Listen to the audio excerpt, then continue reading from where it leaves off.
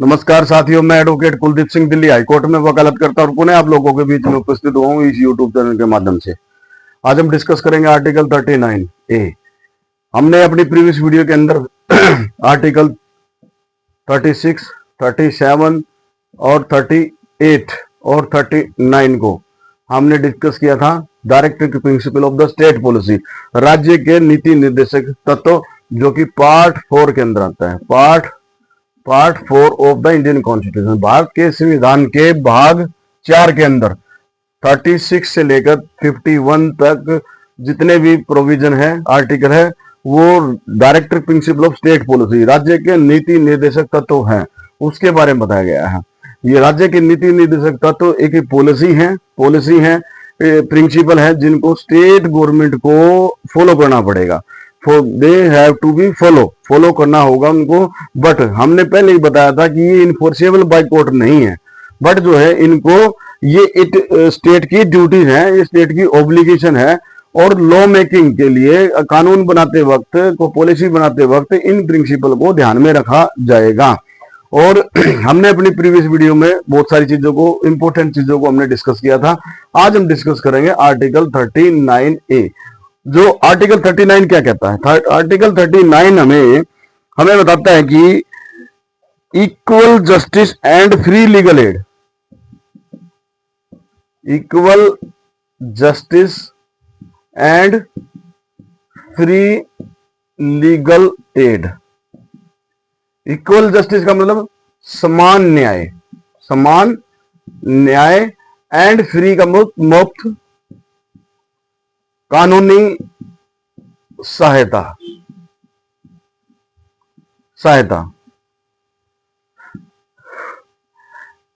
ये 42nd 42वां जो amendment हुआ संविधान के अंदर, अमेंडमेंट हुआ 1976 के अंदर, तब इसको 39 अंदर ए को जोड़ा गया। ये याद रखने की बात है।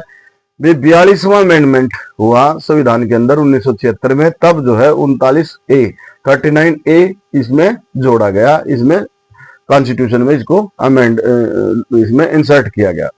और equal justice and free legal add, दो चीजें हैं, समान न्याय और मुफ्त कानूनी सहायता। हमने पहले ही बताया था कि जितने भी directive principle of state policy हैं, वो वेलफेयर स्टेट को बढ़ाने के लिए है और लोगों की वेलफेयर के लिए है। तो जितनी भी गवर्नमेंट होंगी, वो सभी गवर्नमेंट इनको directive principle of state policy के जो प्रिंसिपल है, उनको ध्यान में रखते हुए काम करेंगी। तो इक्वल जस्टिस मतलब समान न्याय, लोगों को समान न्याय मिलना चाहिए, एंड फ्री लीगल एड, मुफ्त कानूनी सहायता मिलनी चाहिए। स्टेट शेल, आगे इसमें लिखा गया था स्टेट हमने पहले ही बताया कि स्टेट आर्टिकल 12 के अंदर डिफाइन किया गया है। स्टेट शेल सिक्योर सुरक्षित करेगी दैट द ऑपरेशन, यानी कि संचालन, operation of the legal system, जो कानूनी जो सिस्टम होगा, उसका जो संचालन है वो प्रमोट करेगा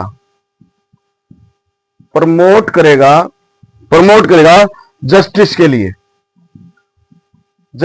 न्याय के लिए, on the basis of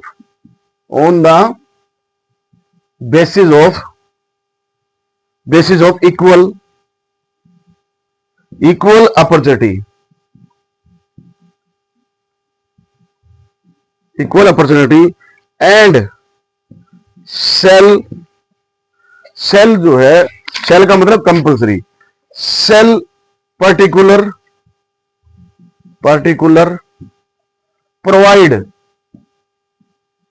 provide free legal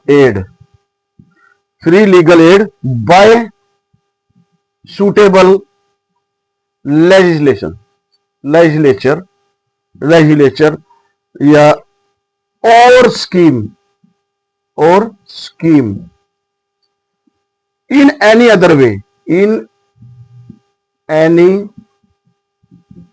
other way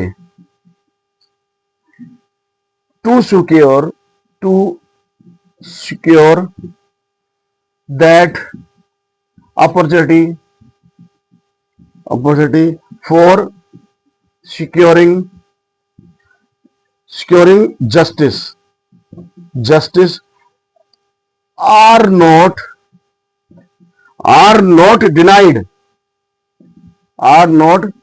denied to any citizen, किसी भी नागरिक को मना नहीं किया जाएगा by reason of इकोनॉमिक यानी इकोनॉमिक एंड अदर डिसेबिलिटीज। अब इसका मतलब समझ लेते हैं। दो चीजें हैं इसमें, इक्वल जस्टिस और फ्री लीगल एड, समान न्याय और मुफ्त कानूनी सहायता। तो इसमें स्टेट बताया कि स्टेट राज्य सेल्फ सिक्योर करेगा, सुरक्षित करेगा कि operation of the legal system, जो कानून का जो सिस्टम होगा उसका संचालन है वो इस प्रकार से होना चाहिए कि वो प्रमोट करे, वो उत्थान करे, किसके लिए? न्याय के लिए, सभी को न्याय मिले on the basis of equal opportunity, उनको समान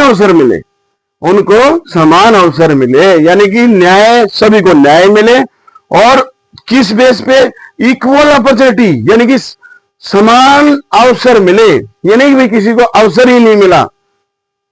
अगर किसी के ऊपर केस फाइल हो जाता है तो उसको समान अवसर मिलना चाहिए, टू डिफेंड, अपने बचाव के लिए समान अवसर मिलना चाहिए उनको, उसको प्रॉपर और सही लीगल, उसको डिफेंस और उसको अपना एक सही तरीके से प्रॉपर एक सूटेबल जो है एडवोकेट्स की आवश्यकता पड़े या फिर कोई भी लीगल हेल्प की आवश्यकता पड़े तो वो स्टेट की जिम्मेवारी है, स्टेट की ऑब्लिगेशन है कि उसको अपॉर्चुनिटी, इक्वल अपॉर्चुनिटी मिले। फॉर एग्जाम्पल ए, अगर ए इतना गरीब है, ये पुअर है, ये बहुत ही गरीब है और ये अपने लिए, अपने बचाव के लिए कोई एडवोकेट हायर नहीं कर पाता है, कोई लॉयर इंगेज नहीं कर पाता है, तो उस पोजीशन में ये कहा गया कि इक्वल अपॉर्चुनिटी मिलनी चाहिए कि भाई उसको, अगर वो गरीबी के कारण, यहां लिखा है ना भाई, वो इसको डिनाई नहीं किया जाएगा, डिनाई टू एनी सिटीजन, किसी भी नागरिक को, ये नागरिक है, कोई भी नागरिक हो, यहां कोई irrespective of the male female, यहां नागरिक होना चाहिए। तो बाय रीजन ऑफ इकोनॉमिक, आर्थिक कारण, गरीबी के कारण, या फिर अदर डिसेबिलिटीज हो, कोई भी अदर डिसेबिलिटीज है, अगर उसके कारण उसको न्याय के लिए मना नहीं किया जाएगा, इक्वल अपॉर्चुनिटी दी जानी होगी इसमें, equal opportunity and shall particular provide free legal aid, उसको मुफ्त कानूनी सहायता दी जाएगी बाय सुटेबल लेजिस्लेशन, यानी कि कोई सुटेबल लेजिस्लेशन। तो जब यहां सुटेबल लेजिस्लेशन आया तो यहां पर जो है पार्लियामेंट ने यहां पर लीगल सर्विस अथॉरिटी एक्ट 1987, ये जो है लीगल सर्विस अथॉरिटी एक्ट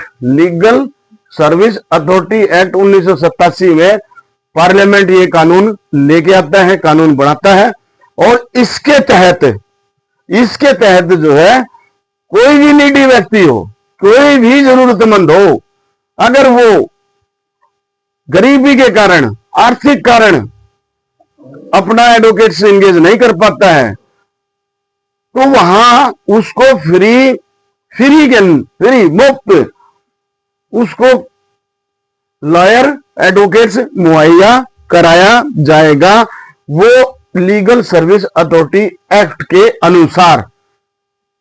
देखो ये प्रिंसिपल है, स्टेट गवर्नमेंट को दे हैव टू फॉलो, इनको फॉलो करना पड़ेगा, ये ऑब्लिगेशन है। तो इसको इंप्लीमेंट कराने के लिए सुटेबल लेजिस्लेशन का इसमें डाला कि सुटेबल लेजिस्लेशन के द्वारा, तो सुटेबल लेजिस्लेशन का मतलब लीगल सर्विस अथॉरिटी एक्ट ये बनाया। इसके तहत कोई भी जरूरतमंद है, सिख है, बीमार है, महिला है, बुजुर्ग है, या फिर जो है वंचित डिप्रेस्ड सोसाइटी से है, शेड्यूल कास्ट है, शेड्यूल ट्राइब है, बैकवर्ड क्लास है, जो गरीबी के कारण अपने जो एडवोकेट्स इंगेज नहीं कर पाते हैं, तो अपने केस को डिफेंड नहीं कर पाते हैं, तो उस पोजीशन में according to legal service authority act के अनुसार उनको मुफ्त और फ्री जो है कानूनी सहायता दी जाएगी, ये प्रावधान है। और इसमें पहले सुटेबल लेजिस्लेशन और या स्कीम सरकार स्कीम चलाएगी, एंड एनी अदर मैनर, कोई दूसरे तरीके से कैसे भी स्टेट गवर्नमेंट की ऑब्लिगेशन है भी सभी को न्याय मिले, लीगल सिस्टम में ऐसा होना चाहिए, सभी को मुफ्त फ्री इक्वल जस्टिस मिले, समान न्याय मिले और फ्री लीगल एड मिले, ऐसा जो है आर्टिकल 39 के अंदर ये प्रोविजन है। कितना सुंदर प्रोविजन है। और ये इक्वल जस्टिस और फ्री लीगल एड, यानी कि सभी को समान न्याय मिले, that's also fundamental right under article 21 also. 21 के अंदर इक्वल जस्टिस, सभी को न्याय मिले, तो ये फंडामेंटल राइट भी है, ये फंडामेंटल राइट भी है। और हमने पहले ही बताया कि directive principle of state policy है, वो किस लिए बनाए गए हैं, उनका ऑब्जेक्ट यही है कि जितने भी फंडामेंटल राइट्स हैं उनको प्राप्त करने के लिए और उनको पूरा करने के लिए ये directive principle of state policy बनाई गई है। Although directive principle of state policy is not enforceable by court, fundamental rights enforceable by law है, कोर्ट के द्वारा उसको इन्फोर्स किया जा सकता है। आर्टिकल 32 के अंदर 5 रिट दी गई है, रिट के माध्यम से उनको लागू करवाया जा सकता है, उनको इन्फोर्स कराया जा सकता है, लेकिन directive principle of state policy को इन्फोर्स नहीं कराया जा सकता। बट इनका महत्व कम नहीं है, क्योंकि ये पूरक हैं, ये फंडामेंटल राइट्स के पूरक हैं। अभी हमने बताया equal justice is a fundamental rights, it is a fundamental rights, और इसको पूरा करने के लिए ये directive principle of state policy, जितने फंडामेंटल राइट्स है उसको पूरा करने के लिए directive principle of state policy दी गई है। क्योंकि ये लेजिस्लेशन बनाया गया, ये कानून बनाया गया, लीगल सर्विस अथॉरिटी एक्ट 1987। इसमें जो है Hussainara versus home secretary of state of Bihar का केस आता है, रिलीवेंट केस है, फ्री लीगल एड और इक्वल जस्टिस से संबंधित है। MH Hoskot versus state of Maharashtra, बहुत ही महत्वपूर्ण केस है, बहुत सारी इसमें गाइडलाइन इशू हुई। तो this case also related to article 39 as well as article 21। State of Haryana versus Shrimati Darshana Devi AIR 1979, ये भी जो है article 39A legal equal justice and free legal aid और as well as fundamental rights of article 21 of the, क्योंकि अगर equal justice means सभी को समान न्याय अगर नहीं मिलता, it means it's a violation of article 21, ये राइट टू लाइफ का उल्लंघन है, इसका वायलेशन है। तो इस तरह से ये इंपॉर्टेंट आर्टिकल 39 बहुत ही इंपॉर्टेंट है। और इसमें ऑब्जेक्ट ऑफ द आर्टिकल 39 का क्या है, this article has been described as having the object of securing welfare state may be utilized for the constitution provision as the fundamental rights, ये इसमें है, इसका मतलब फंडामेंटल राइट्स के पूरक है ये। तो इस तरह से ये हमने आर्टिकल 39 को हमने इसको कवर किया, और इसमें दो बातें हैं, equal justice, free legal aid, और स्टेट की ऑब्लिगेशन है कि स्टेट की ऑब्लिगेशन है legal system operation of, operation का मतलब संचालन, संचालन किसका, लीगल सिस्टम का संचालन इस प्रकार से होना चाहिए कि प्रमोट हो, उत्थान हो, कि सभी को न्याय मिले और सभी को समान अवसर मिले अपने आप को डिफेंड करने के लिए और अपने आप को न्याय पाने के लिए सभी को समान अवसर मिलना चाहिए। क्योंकि किसी को भी आर्थिक कारण से या अदर डिसेबिलिटीज के कारण से, भाई कोई बीमार व्यक्ति है, बुजुर्ग आदमी है या फिर जो महिला है, तो इस आधार पर, इन बेसिस पर किसी को भी न्याय से डिनाई नहीं किया जाएगा। अगर वो बुढ़ापे के कारण, ओल्ड एज के कारण, बीमारी के कारण या फिर जो है गरीबी के कारण या फिर जो है और कोई भी डिसेबिलिटीज है, इसके कारण वो इक्वल न्याय नहीं मिल पा रहा उनको, तो it means it's a violation of 21। सो इसलिए जो है 39A के में ये प्रावधान डाला कि स्टेट की जिम्मेवारी है, राज्य की जिम्मेवारी है कि भाई ये लीगल सिस्टम जो है इसका संचालन इस प्रकार से होना चाहिए कि सभी को मुफ्त जो है कानूनी सहायता मिल सके और सभी को समान न्याय मिल सके। क्योंकि जब भी किसी भी अक्यूज्ड को कोर्ट में पेश किया जाता है, उसके खिलाफ ट्रायल चलती है, तो कोर्ट जो भी प्रिसाइडिंग ऑफिसर होगा, सेशन मजिस्ट्रेट हो या फिर सेशन जज हो, तो उसको अक्यूज्ड को पूछेगा कि भैया क्या आपका कोई लॉयर या एडवोकेट्स है। अगर आप अपना कोई एडवोकेट्स या लॉयर अगर नहीं कर पाते हो, इनकेस नहीं कर पाते हो, तो हम राज्य की तरफ से आपको जो है फ्री के अंदर मुफ्त में जो है आपको एडवोकेट्स और लॉयर मुहैया कराएंगे। क्योंकि वो प्रावधान आर्टिकल 39 के अंदर ही स्पेशल सुटेबल लेजिस्लेशन के द्वारा लीगल सर्विस अथॉरिटी एक्ट के द्वारा दी गई है।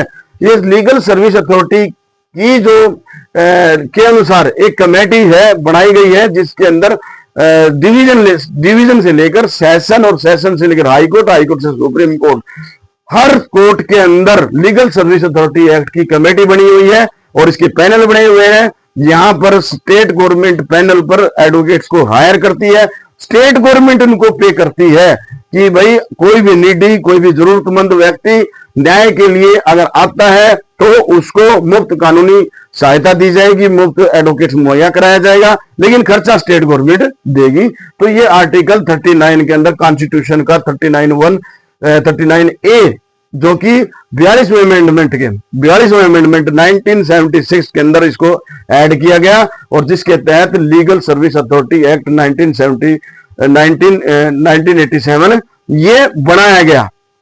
तो ये आर्टिकल 39A हमने डिस्कस किया। आपको ये जानकारी अच्छी लगे तो आप इसको लाइक जरूर करें और शेयर करें, और अगर आपने सब्सक्राइब नहीं किया है इस चैनल को तो आप सब्सक्राइब करें। थैंक यू, धन्यवाद।